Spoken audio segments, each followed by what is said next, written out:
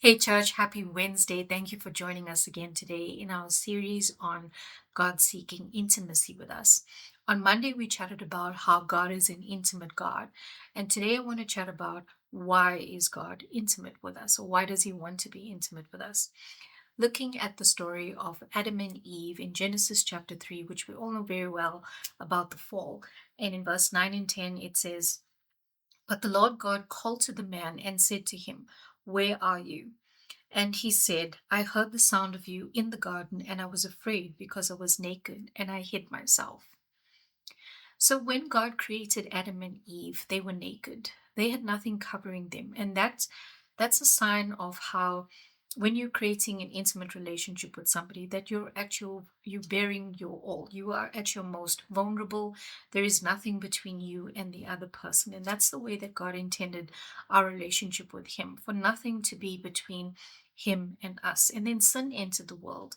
And later on, it says that God had to sew animal skins together for them to cover them up, to cover their bodies up, because they were now aware of their sin and their shame. The sin that they had committed brought shame onto them, which they then had to cover themselves with.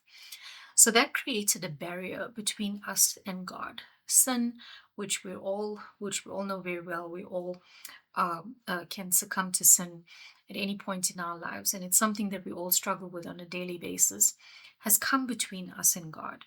And it prevents us from having a relationship with God when you let shame take over um, in relating to God and speaking to Him about those things that you are struggling with.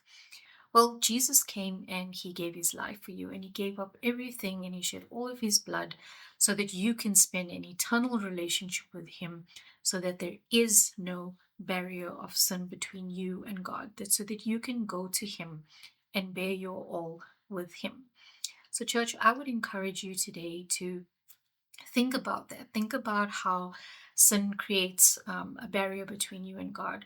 And the only thing that you can do to get past it is to take those things to God, is to open yourself up to Him, is to bear yourself to Him, bear your heart to Him.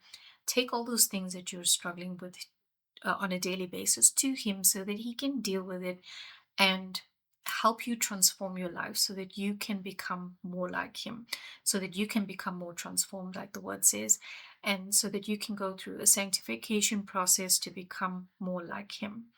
So I hope that encourages you today, church. I hope that this resonates with you, and that you know that there is nothing between you and God because of the finished work on the cross, that you can take those things to God and that He can help you deal with them. So we just want to let you know that we love you and we are praying for you, and we'll see you again on Friday. Thank you for joining us.